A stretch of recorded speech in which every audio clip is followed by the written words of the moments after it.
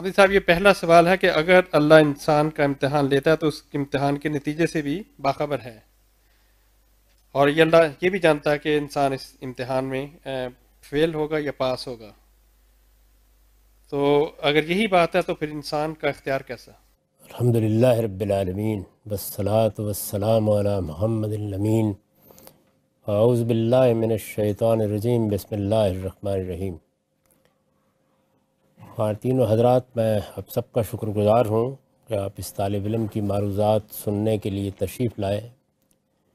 منتظمین کا بھی شکر گزار ہوں کہ انہوں نے یہ موقع فراہم کیا.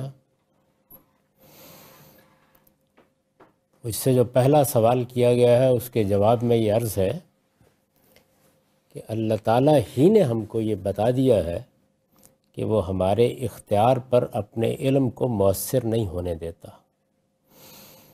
وہ خالق ہے، اس نے ہمیں بنایا ہے، بہت سے فیصلے ہمارے بارے میں کر دیے ہیں جن کو تبدیل کرنے کا ہم میں سے کسی کو اختیار نہیں ہے. ہماری شخصیت کیا ہوگی، ہم کہاں پیدا ہوں گے، ہمارے والدین کون ہوں گے، ہمارا وطن کون سا ہوگا، ہم کس زمانے میں وجود پذیر ہوں گے، یہ سارے فیصلے اللہ تعالیٰ نے کر دیے ہیں. ان میں سے کوئی چیز ہمارے ہاتھ میں نہیں ہے. ہمیں جو صلاحیتیں دینا تھیں وہ بھی دے دی ہیں. کون آدمی دنیا کی تعمیر میں اپنا کردار ادا کرے گا، کون لوگوں کے علاج معالجے میں اپنی زندگی بسر کر دے گا، کون شاعر ہوگا، کون ادیب ہوگا، تو صلاحیتوں کو بھی کم و بیش تقسیم کر دیا ہے. اس میں بھی انسان کا کوئی خاص کردار نہیں ہوتا. لیکن اس کے بعد انسان کے اختیار کا دائرہ شروع ہوتا ہے. یہ دائرہ دو پہلوؤں سے، ایک دنیا کے لحاظ سے اور ایک آخرت کے لحاظ سے. دنیا کے لحاظ سے اس دائرے میں انسان اپنی صلاحیتوں کو نشو و نما دیتا ہے، پالش کرتا ہے، اپنی صلاحیتوں کی تہذیب کرتا ہے، ان کو بہتر بناتا ہے اور ان کے ذریعے سے بعض اوقات بڑے غیر معمولی کارنامے دکھا دیتا ہے. اس کا اختیار انسان کو دیا گیا ہے. اسی وجہ سے دنیا میں وہ طرح طرح کی ایجادات کرتا ہے، نئی دنیایں وجود میں لاتا ہے. اسی بنیاد پر دنیا میں بعض اوقات فساد برپا کر دیتا ہے، جنگ و جدال کا بازار گرم کر دیتا ہے. اپنے اسی اختیار کو استعمال کر کے وہ دنیا میں بہت سے ایسے معاملات کرتا ہے کہ جن میں سے کسی سے ہم کو اتفاق ہوتا ہے، کسی سے ہم کو اختلاف ہوتا ہے. دوسرا دائرہ اخلاقیات کا ہے. انسان کو چونکہ اچھے اور برے کا شعور دیا گیا ہے تو اس وجہ سے وہ اپنے اعمال میں بھی یہی رویہ اختیار کرتا ہے اور اس کا پورا اختیار رکھتا ہے.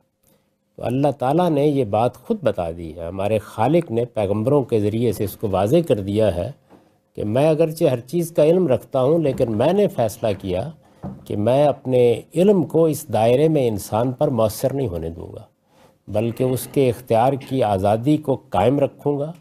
اس کو پورا حق دوں گا کہ وہ جو راستہ اختیار کرنا چاہتا ہے اختیار کرے. جس طرح کا انتخاب وہ کرے گا اسی کے لحاظ سے اس کے ساتھ دنیا اور آخرت میں معاملہ کروں گا. تو یہ بات چونکہ خود خالق نے بتا دی ہے، اس وجہ سے اختیار کے معاملے میں کوئی سوال پیدا نہیں ہوتا. اور اس کو سمجھنے کا طریقہ بھی یہ ہے کہ آپ اس کو خالق کے ہاں جا کر نہ سمجھیے، اپنے ہاں بیٹھ کر سمجھیے. انسان یہ جانتا ہے کہ وہ کن چیزوں میں اختیار رکھتا ہے.